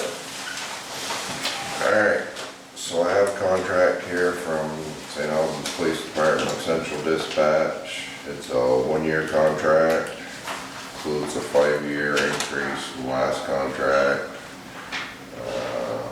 The increase is due large part cost inflation paired with the ever increasing union-based staffing wages. Contract will cover July 1st, 2023 to June 30th, 2024. We encourage a commitment to this offer prior to December 31st. That's for a 1 year, 5%, right, increase? 1 year, 5% increase. In the contract, it's, city shall provide the town of Sheldon with emergency alerting, dispatching, and associated communication services 24 hours a day, 7 days a week, 365 days a year. Term of the agreement shall be for a period of 1 year from July 1st, 2023 to June 30th, 2024. Agreement may be terminated by either party upon 6 months written notice of intention to terminate. Town of Sheldon shall pay to the city an annual fee of $28,124 in consideration for the services provided.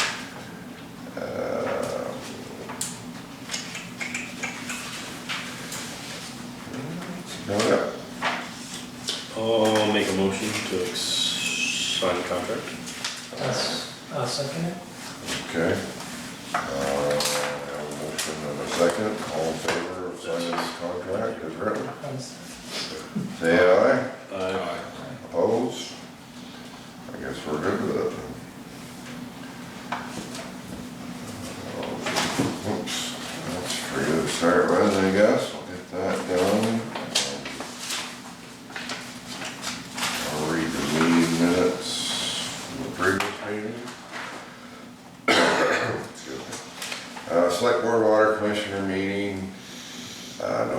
14th of 2022, held here at the town office at 7:30 PM. Present was Stephen Dodd, David Blubit, Nick Norris, Seth Hungerford, Joe Dunleavy, Kim Dufresne. 7:30, I opened the meeting and read the agenda, added executive session to discuss personnel. October 24th meeting was canceled, board did not have a quorum. We signed warrants 2244 and 2245. I read the meeting minutes from October 10th meeting. Nick motioned to accept as read, seconded by Seth, and all in favor. Seth presented to the board a quote for a new 550 Ford truck from New Car. The board will compare interest rates for People's Trust and Ford Municipal Financing. Seth Glass, Bethany Reimers from Northwest Regional Planning to attend next meeting to discuss the plans for the Bouchard Road Bridge. Nick received an email from the school district about moving Poor Farm Road to accommodate a new driveway for the school. Seth will contact school district for the original plans. Excuse me.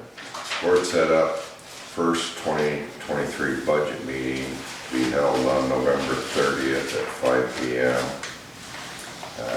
Joe motion at 8:10. Joe motion to go into executive session, seconded by Nick, and all in favor. 9:25, we exited executive session, reviewed highway applications. 9:26 or 25, Dave motion to adjourn, seconded by Nick, and all in favor, and the meeting adjourned.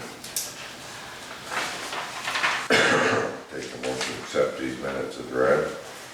I'll make a motion to accept them as read. I'll second. And the second, all in favor? Aye.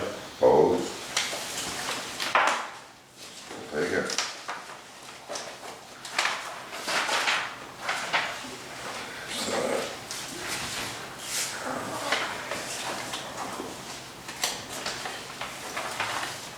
He didn't have a sheet ready?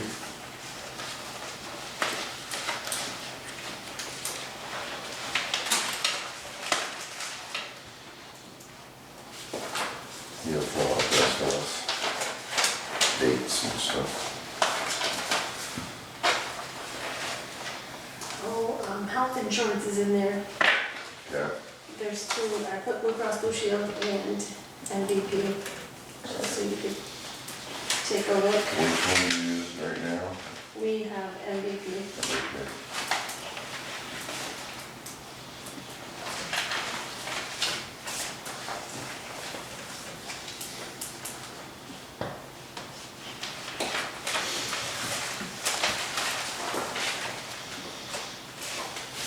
Fun reading, you can do that.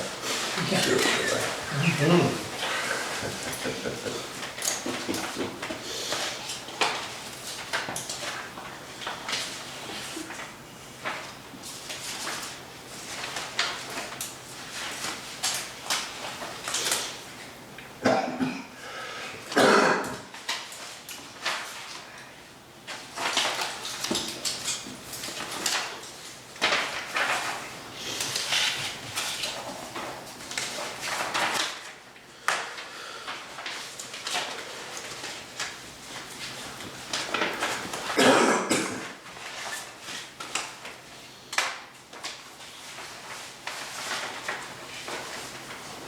There's a note here, we need to move December 26th meeting to the 27th.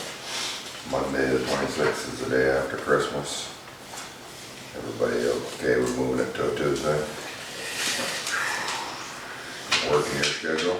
Doesn't work for me, but you guys can be here. I guess we can make that happen. Okay. We'll do that. And we have a meeting coming up here on Wednesday, 5 o'clock. Do you want to give us the Yep. salesman hat on or anything? Where'd this What you come up with? That was in the box. That Something was what Seth got. Seth got. Seth got What's the date on it? 9/14. Yeah, 9/14, no. Quoted on the 6/14. No, so it's a while. It's a while ago. Okay. So what we have is, first we have the quote from Iroquois, which is a breakdown of the dump body, and it's all stainless. Then it goes into the gauges for the bottom, the back panel, the tailgate, things like that. It has a 5-yard capability, slanted for sanding purposes.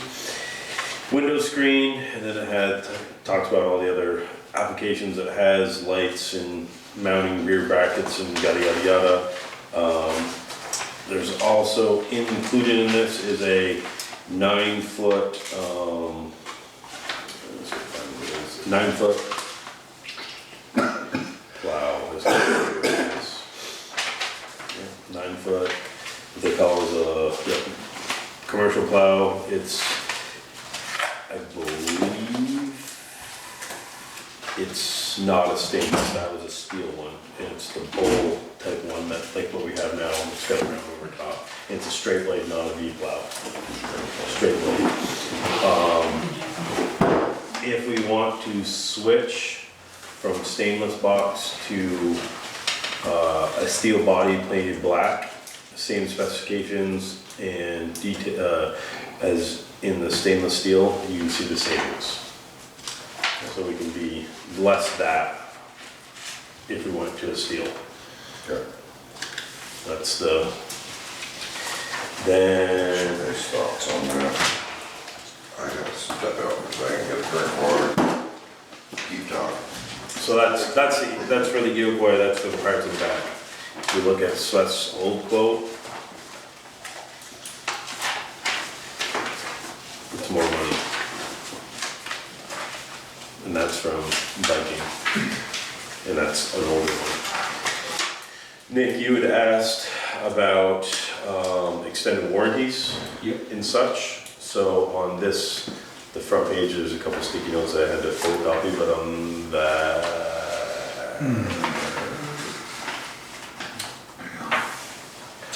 Got a lot of handouts tonight. Yeah, I know.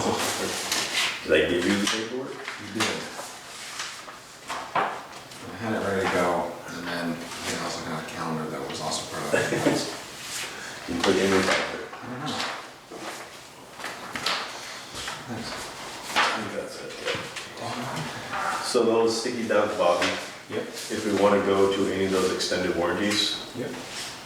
yep. So if we want to go to one where we can go to a 6-year, 100,000, or a 6-year, 75,000, you can see those increases. Yep. If we want to go to a 10-year, 175,000, there's our increase. Yep. If we want to go to that, these 2 pages here are all the additional coverages that we can get if we want them. So we can just start picking and choosing.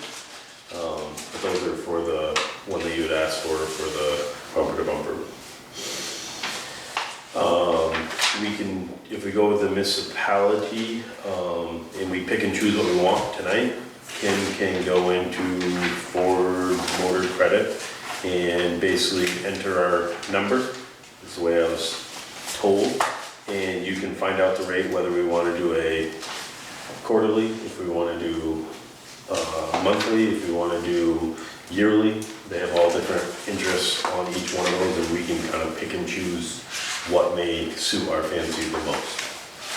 And that's based on whatever we choose here. Kim can plug that number in, and we can find out what our interest would be. He was thinking around 6%, I think, but Did you again. see what the banks was? That's just what he said, but he goes, he's not sure 100% until he hasn't looked lately, so. But that's what we have. But I had a sticky note on there somewhere in there, what the bank rate was. Yeah. Bank rate was 5-year, You're 2 not point. gonna touch it. No. No, not at all.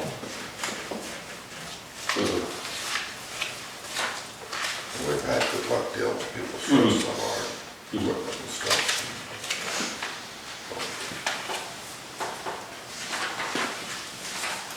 So,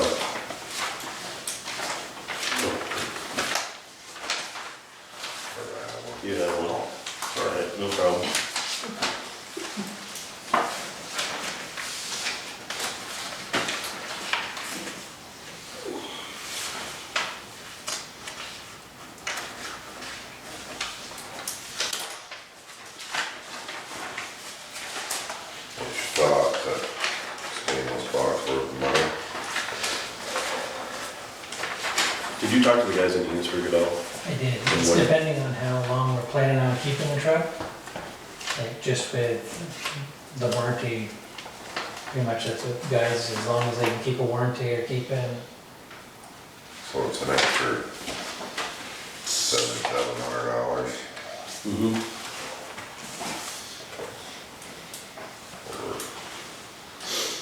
It's not a year, over 5 years, It might be, $1,200 a year. a resale that we might be able to get when we do turn around and sell. We're having the same with that. It may gain us some Or, longevity too. yeah, you might keep it longer than 5 years, because everything's still in good shape. Oh, the one we got down to 50, Yes. that's been 7 years.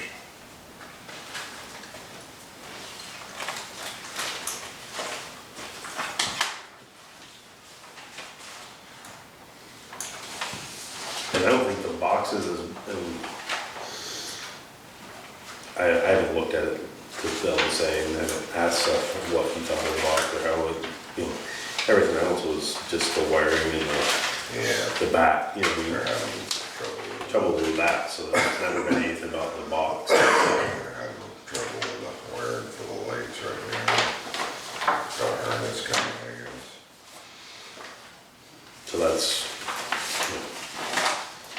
it's hard to say, because you've never heard him say it, and maybe it's because he's looking at other issues, not looking at that, not saying he's not, but you know what I mean, like, you're focused on something, you're not focused on other things, so. You know, if you look over 7 years, it's an extra $1,000 a year. Are we gonna get another $1,000 or $7,000 out of it in 7 years? Probably, because the way everything else is going. I mean, I don't know. That's What we got for a total Yes, it package is. here? that and that. That and that, right? So we don't forget, 7. Right? Mhm. 7, some change.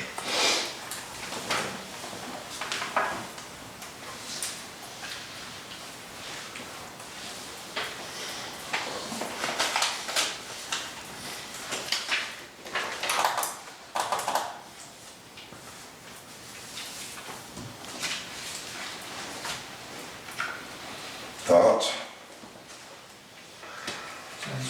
I mean, does Enosburg think they're gonna hold on to theirs longer? Is that why they went the stainless steel route? Is that what their No, thought? Enosburg doesn't have a stainless steel body. I thought Enosburg did. Village does it? I thought they did. Oh, okay.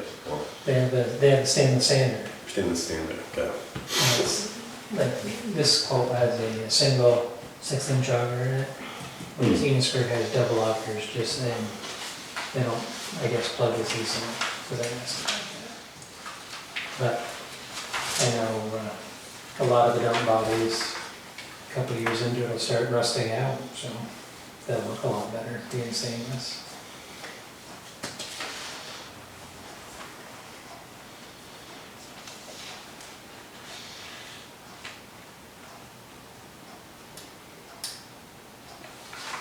This one doesn't have the hydraulic spreader, it's electronic.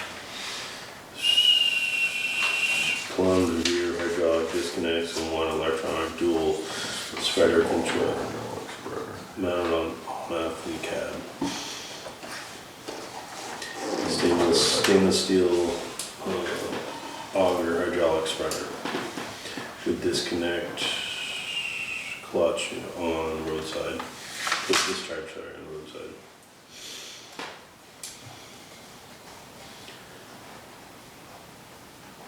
Do we want to have, is it worth having Seth look at this, just to see that's exactly what he's wanting? We need to make sure what he wants to do with it too. Yeah. That it What meets. kind of a blade he wants on it. Because this is what he has right now is a straight blade, so, and this is a straight blade for this one. I think with a straight blade, if they're going down the road, they're gonna have a lot of stuff coming out of there. Not with a straight blade, right? with a straight blade, if we went with like a normal dustpan, This one has the, small point on the road, I would oh, yeah, yeah. shoot one the other.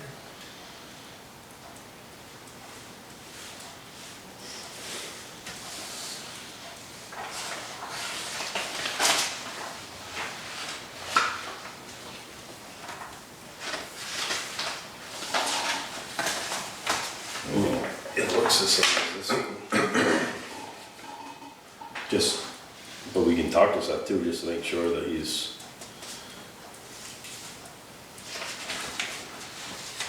You know, let me run this by him tomorrow, see what he thinks. See what decision on Wednesday night. Yeah. I'm fine with that. Or if he wants to come meet us on Friday, or Wednesday, or if you want to talk to him, whatever.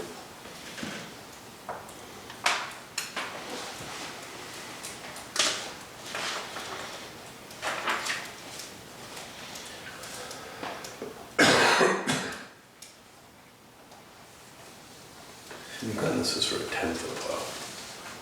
10-foot one way. This is for a 10-foot one way. This is for a 10-foot. That's probably a commercial plow. It's 2 different plows. We're talking. Done.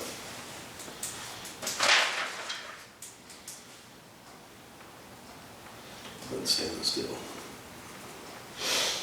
Probably change the plow, probably about the same then.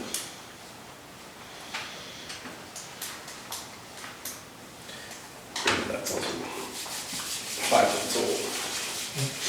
Yeah, talk to Seth, see what he thinks, and then we can talk about it and make a decision on Wednesday, and that works for me. Alright.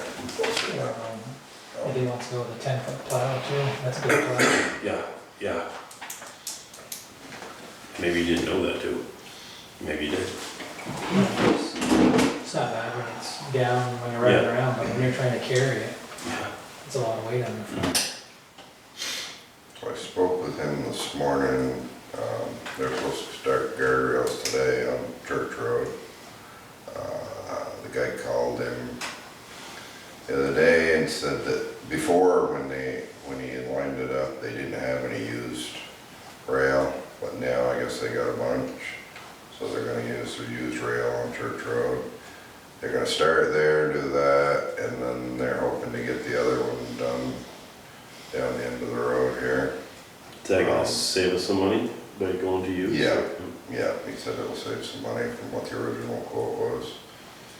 They have a commitment to be in St. Albans for a day or two on Thursday, so he said if they didn't get done before Thursday, they might have to skip out for a while, but they weren't gonna flag, they were gonna put signs up on Church Road where they're working, but Seth or Jim gonna have to go down flag for them when they start down on the other one. What else was it? Oh, his truck, they had trouble with, couldn't get his bed chain working there that first storm. Well, they got a guy to come look at it, or he talked to a couple of different guys, and the ones that are selling that equipment now just started selling, I think it's Lucky's. Is it Lucky's that has that equipment that he's got on that truck? Somewhere, he told me anyways. They don't have a lot of experience with that yet, so they weren't sure what was going on.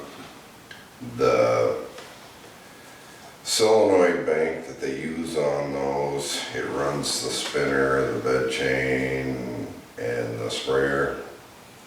Well, he got in there and switched the one from the spinner and the bed chain, and then the bed chain started working. So he's got one ordered. They've got it right now that the spinner will run all the time until that new solenoid comes in. So he says if I have to use it, that the spinner will be running, then I can just control the sand coming off the bed chain to put it down. He used Western Star in that last storm, and Alfred he didn't have to have Alfred come in, but they had trouble with the lights on the plow. He said they brought it to Corey to have inspected, and the truck lights weren't working, but they switched over the plow, or no, the plow lights weren't working, but the truck lights were. And so he's got a harness ordered for that, I guess. It's supposed to be in right off. Other than that, so things were ready to go. Alfred's checked with him a few times, and he's said whenever you need me, call me. I'm ready. He said he met with the guy for the co-op, or lady. Yeah, Lady. Yep. For the co-op, had a good discussion with her, he said. And so that's about it for, he had to offer this morning. We can go in to executive session after here. So we can do, we'll have our meeting Wednesday, do budget work, we can make a decision on the truck at that point. I think we're all pretty much in agreement, we need one, I guess, but just make sure, I'll just run it by him and make sure that equipment looks like it's pretty much standard, I think, but if there's something special that We're missing. So I think we're covered everything, I don't think, so we'll take a motion to go into executive session. Make a motion to go into executive session and adjourn after we close. As we exit executive. Okay, have that motion, do I have a second on that? I'll second it. All right, all in favor of going into executive and then adjourning as we come out? All right. Alright. Opposed? All right.